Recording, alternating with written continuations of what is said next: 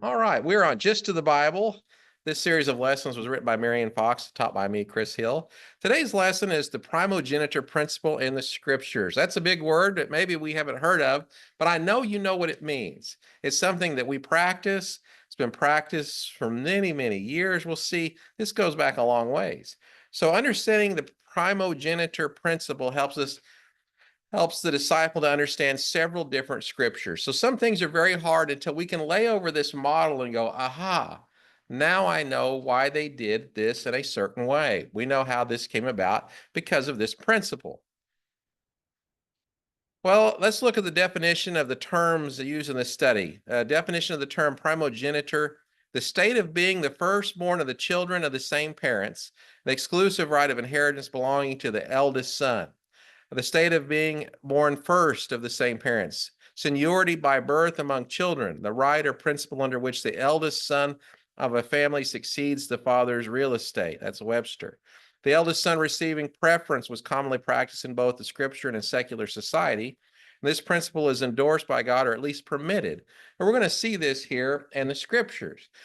Now, when you were growing up, did you ever have your parents say something that if you were the oldest, or maybe you heard the oldest hear something like, well, you should have known better because you're the oldest. You shouldn't have let your little brother or sister do that because you're the oldest. You should be more responsible because you're the oldest. Now, sometimes people have done studies to see who's the most responsible children. And I'm not pointing out, in our own families, but generally speaking, the studies come to claim that the oldest child is usually the most responsible. Now, if you're a middle or youngest, you could probably disagree with that. Say, no, I don't think so. But that's what some of the studies have found. But there were certainly some responsibilities laid upon the eldest, boys especially here, and laid upon, and there were some special privileges that were offered to them as well. Here's another word that's similar to that, prototokia, and it's primogeniture, the right of the firstborn. Now, this is only found in Hebrews 12 and verse 16. So I've laid this in interlinear form here, and it'll have the English there. May is no, immoral, or godless person like Esau, who for a meal single sold birthright his own. So that's very literal there. But you get the idea, and you know the story. We're talking about Esau. Now, was Esau well, we remember him as a very righteous man concerned with godly affairs? No, he was not. But he was the oldest. He was the oldest there. And so we have Jacob and Esau. We say that just like that, Jacob and Esau. But normally we would say Esau and Jacob, wouldn't we? That's how we would say that. But because of one becoming more, having more notoriety, we reverse that. And we commonly say Jacob and Esau when Esau was the oldest there. But here's this birthright here. Why does he have that? He has it because he's the oldest. That's how he came in possession of that. That's how this had. Now, what did he do with that precious possession? Sold it. He sold it for a big price, put the money in the bank, and invested it and did great things. No, he ate it up. He ate it for some what we would call a lentil stew or bean stew or something, some red stew, something so the red hairy hunter traded his birthright for some red stews, kind of how that comes across there. That's the word, that's for birthright. He had that. What did he do anything to earn that? No, he just born that. That's how his birth came about. He got that. Here it is, pro tot okos. In its primary sense, expresses temporal priority, and then on account of privileges of the firstborn, it gains the further sense of dominion. Many commentators think both ideas are present here. Now, there was some special privileges. Now, if Esau would have prized that possession there, he would have become the spiritual leader of the family. That would have been the natural order of things, but he didn't prize that at all. He didn't really have any concern for spiritual things. He didn't value that thing that was given to him. This principle is found throughout the scriptures. This principle is found in the Old Testament. It's found in the New Testament. It's found in secular society too. We still see that, even in our society, practiced in different ways. The primogeniture principle in the Old Testament. The firstborn received a double portion of the inheritance. This is Deuteronomy 21, verse 15. If a man has two wives, the one loved and the other unloved, both the loved and the unloved have borne him sons. If the firstborn son belong to the unloved, then it shall be in the day he wills that he has his two sons. He cannot make the son of the loved or the loved the firstborn before the son of the unloved, who is the firstborn. But he shall acknowledge the firstborn, the son of the unloved, giving him a double portion of all that he has. For he is the beginning of his strength. To him belongs the right of the firstborn. So we're talking about this right given to the firstborn. Now, we hope we don't hear any stories like this today going on, but this was something, as actual story, things that would go on in the Old Testament. But this does teach us about the firstborn. Now, the husband would more than likely say, I want the firstborn of the wife I love more to get the rights. But I said, no, that's not how this works. No. So we're learning about the firstborn and his rights. The commandment was a prohibition against what Jacob had done with Rachel and Leah. Rachel was Jacob's preferred wife. Joseph, who was not the eldest son, was given preference over the other brothers. Remember that? Where was Joseph in the lineup of the 12 sons? So he wasn't one. Who was one? Remember that one? I believe Reuben. We go down the whole list and we get to number 10 or 11, and then he gets the privilege. What was the problem? Did the ones in front of him have any issues that they were passed over? Yeah, they had issues. They would have, if they would have behaved and done what was right, it would have passed on to them, but it didn't. So Joseph receives this blessing here, and actually kind of passes through him to his children there. This is only referring to what was called the birthright, the rights of the firstborn to receive extra inheritance. Now, I'm not saying today if you have 2 kids, 3 kids, that you need to give the firstborn extra. But what would be the principle back then? The firstborn would receive extra. Was it just a total blessing, or was there some responsibility that went with that, usually for the firstborn oldest? Take care of the family. The mother, because usually the father passed on. So there was some responsibilities that went along with that. The birthright was usually given to the eldest son. There was a blessing given to Abraham and to his offspring. This blessing must not be confused with the birthright. The principle of primogeniture is the norm throughout the Bible. Whenever the oldest son does not receive the birthright, there is an explanation for the oldest son not being given the right of the firstborn. So if you see some reason where it didn't happen, there's going to be some explanation. We can look and see what happened, and then we can figure that out. We'll consider 8 different instances of the primogeniture principle in the book of Genesis in this lesson. Later lessons will relate to the primogeniture principle in other books of the Bible. Cain appears to be the firstborn of Adam and Eve. It's Genesis 4.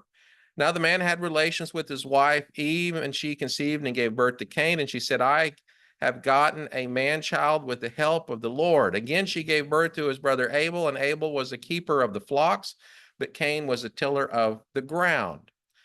Of course, Cain killed Abel and proved that he was not worthy of the blessings that went to the firstborn.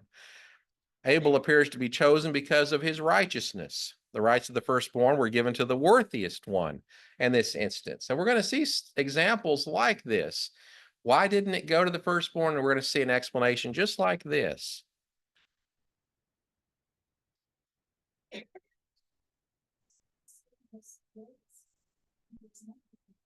It went on down. Who came after that? Okay, so you had Adam and Eve, Cain and Abel. So we're going to follow down the line a little bit. Yeah. Oh, Seth, he was a good man, wasn't he? Let's take a look. Seth took the place of Abel after Cain murdered Abel. Genesis 4:25. Adam had relations with his wife again, and she gave birth to a son and named him Seth, for she said, God has appointed me another offspring in the place of Abel, for Cain killed him. Seth took Abel's place, not Cain's place. It appears that Adam and Eve recognized that Cain's character was evil. Again, the more spiritually minded son was chosen. Now, there would be something wrong, right? If the next to the oldest could kill the oldest and take the birthright. It's mine now. I'm next in line. There would be a problem with that. because then that would not be what the Lord has wanted. It appears that Shem was the firstborn of Noah, Genesis 10 and verse 21. Also to Shem, the father of all the children of Eber and the older brother of Japheth, children were born. Shem appears to have been righteous and worthy of the blessings and the birthright that went with being the oldest son. That's primogeniture rights we're talking about here. Ham was certainly evil in his actions, Genesis 9, and if he were the elder brother, he was unworthy of the role.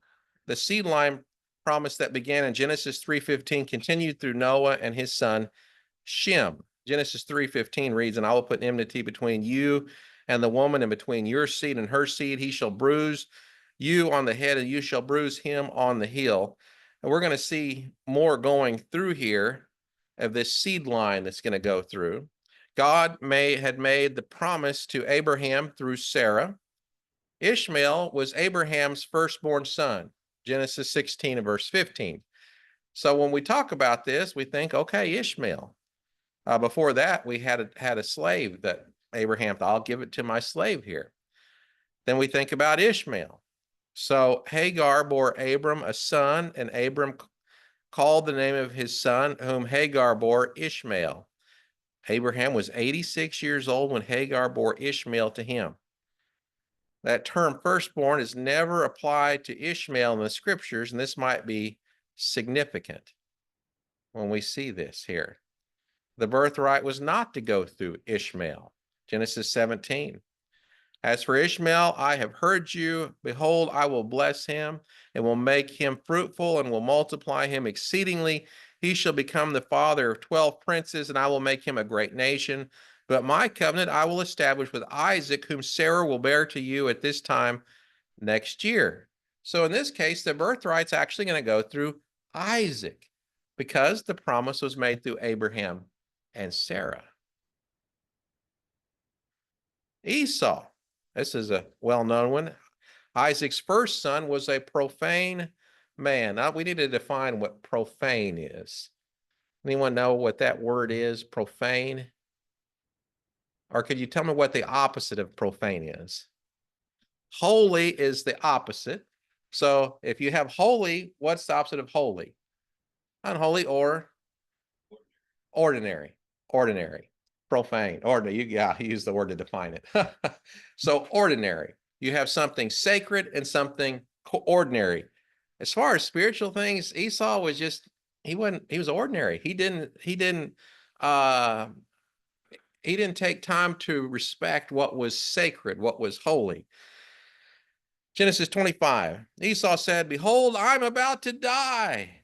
So of what use then is the birthright to me? And Jacob said, swear to me first. So he swore to him and sold his birthright to Jacob. And Jacob gave Esau bread and lentil stew, and he ate and drank and rose and went on his way.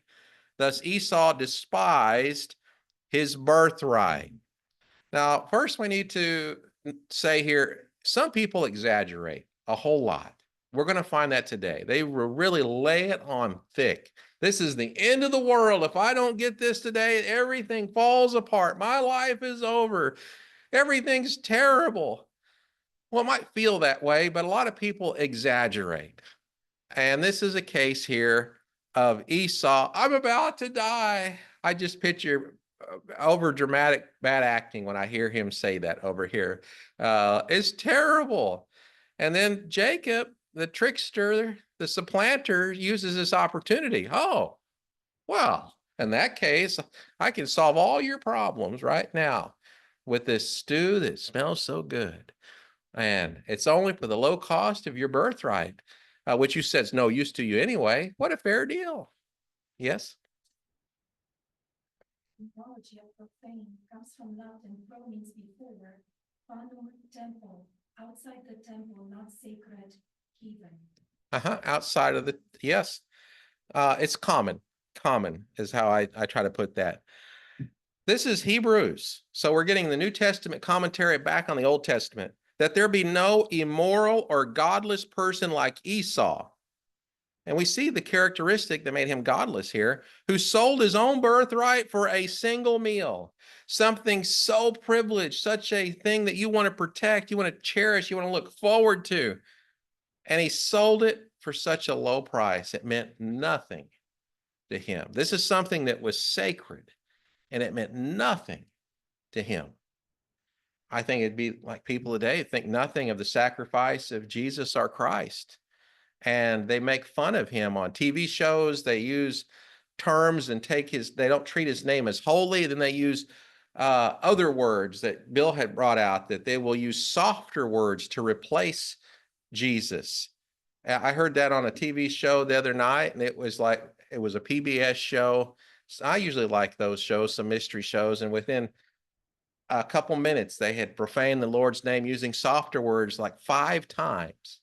I said, it's over. That's enough for me. It was enough to get by. So people who weren't paying attention would just think, oh, that's no big deal. It was a big deal. But here, Esau was immoral, godless. These are not terms we want to be called, but he was the firstborn. He had this birthright. He had these primogeniture rights. So there was both a blessing and a birthright that Esau lost to Jacob. Genesis 27, when Esau heard the words of his father, he cried out with an exceedingly great and bitter cry and said to his father, bless me, even me also, my father. And he said, your brother came deceitfully and has taken away your blessing. Then he said, is he not rightly named Jacob? For he has supplanted me these 2 times. He took away my birthright, and behold, now he has taken away my blessing. And he said, have you not reserved a blessing for me? So we do have these 2 things being separated here, with a birthright and a blessing. And Esau is lamenting the loss of both of these now at this time. This is prophesied to Rebekah, Genesis 25 and Romans 9:12. The Lord said to her, 2 nations are in your womb, and 2 peoples will be separated from your body, and one people shall be stronger than the other, and the older shall serve the younger. The scriptures never use the words firstborn for Esau. He calls himself firstborn, but no one else calls him firstborn. I find that very interesting there in the text. But this was prophesied. Now, just because it's foretelling is not causation. Just because the Lord said this would happen does not mean he caused it to happen this way. Esau made his own choices.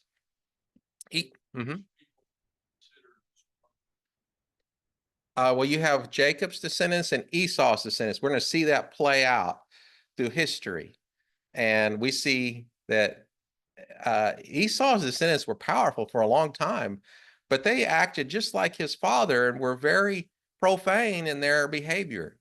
But we see that line come to an end, and we see Jacob's line, Israel, continue on.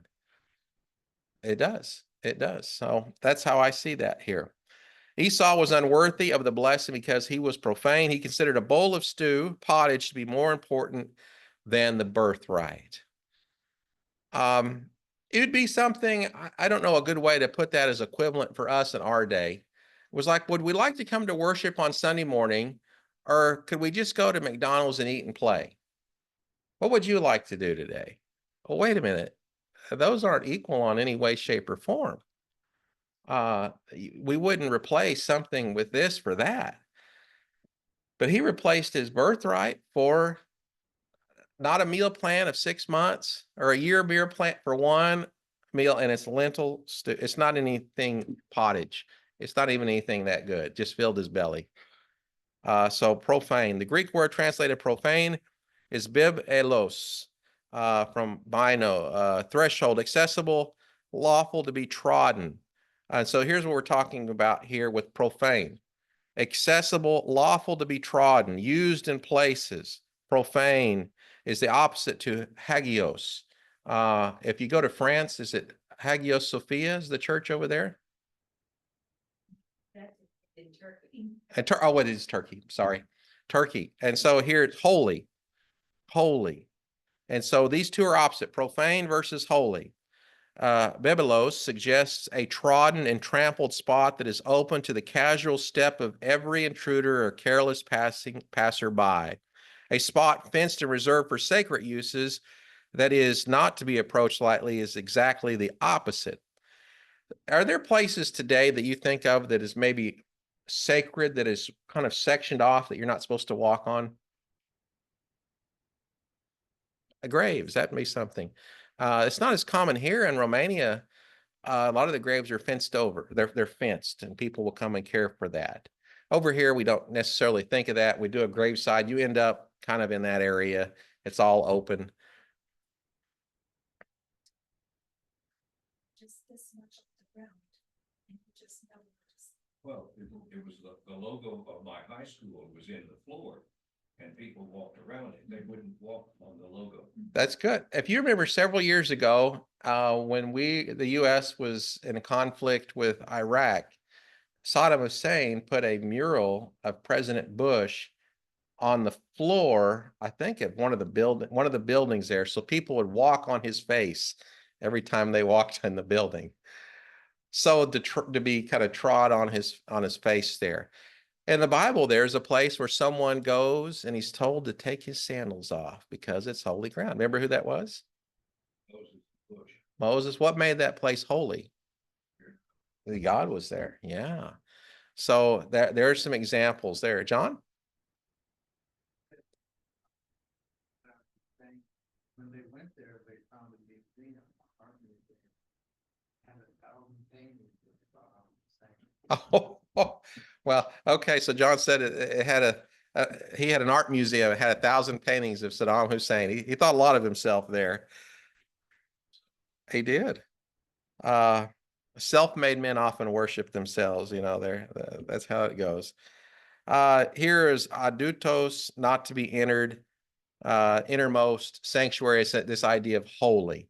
So common is the common path everybody walks on, and holy would be that area that you tread over here, you watch what you step on, you treat it with respect. So this is the idea going behind these two things. What is common and what is sacred, what is holy, what is separated. And he did not have these lines drawn very well. There was a news story I saw today about it was a Catholic priest in New York who allowed a famous pop singer to come and film her music video inside, part of it inside the church building and in front of the area they call the altar there. And of course, she wasn't dressed for church or worship or anything like that. I'm not really sure what this. I watched part of the video. I didn't quite understand any of it, but the people over him removed him from his duties. Said this is not for this purpose. And I thought, okay, nice. Note that bebelos is opposed to hagios, holy. This means that what Esau sold was holy. This fits well with the birthright being the role of family priest. So he would have taken on that role of family priest, but he sold that off. It wasn't important to him. It appears that the eldest son was the family priest. If so, Esau, who was profane, sold the birthright for a bowl of stew, was unworthy for such a task. A priest must distinguish between the holy and the profane. Now, as Christians, we believe that we are all priests. It's something we all have to make that distinguishing mark there of what is profane and what is holy. And sometimes, if we're not careful, those lines get blurred, and we have to go back and say, no, this is holy, and this needs to be separate from what is common. Reuben was unworthy of the birthright and blessing. Genesis 49. Reuben, we just talked about this a moment ago with the 12 sons. Reuben, you are my firstborn, my might, and the beginning of my strength, preeminent in dignity and preeminent in power, uncontrolled as water. You shall not have preeminence, because you went up to your father's bed, then you defiled it. He went up to my couch. This was supposed to be his role here. But his father said, you are not worthy to receive this privilege. It's going to go past you. You will not receive it. The second and third sons of Jacob were also unworthy. Genesis 49. Simeon and Levi are brothers. Their swords are implements of violence. Let my soul not enter into their council. Let not my glory be united with their assembly. Because in their anger they slew men, and in their self-will they lamed oxen. Cursed be their anger, for it is fierce, and their wrath, for it is cruel. I will disperse them in Jacob and scatter them in Israel. So we're going down this lineage. The Father's looking for someone that will take this responsibility here. And he has to keep looking. That's a very sad case of affairs here. Blessing flowed through the fourth son, Jacob, through the fourth son of Jacob.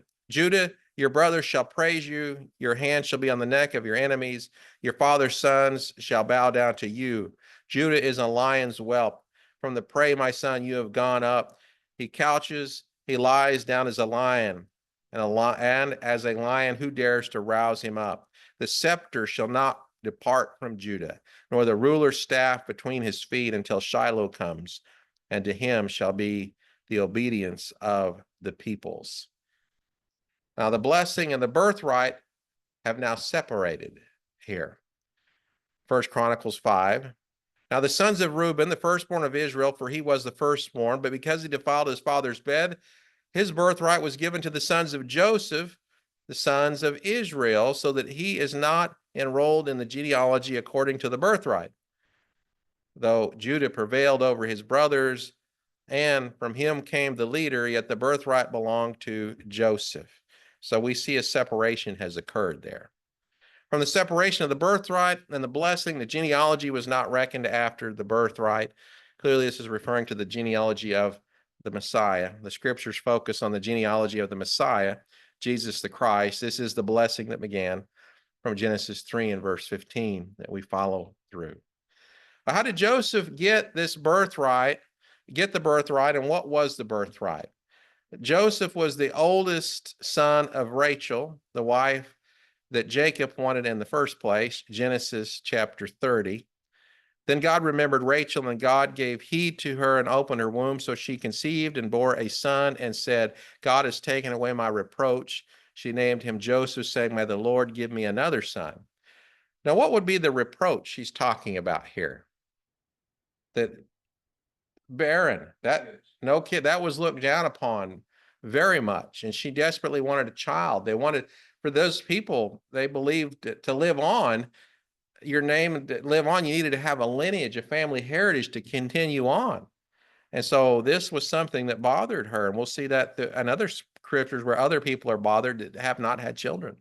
It's possible that Jacob giving Joseph a coat of many colors or a richly ornamented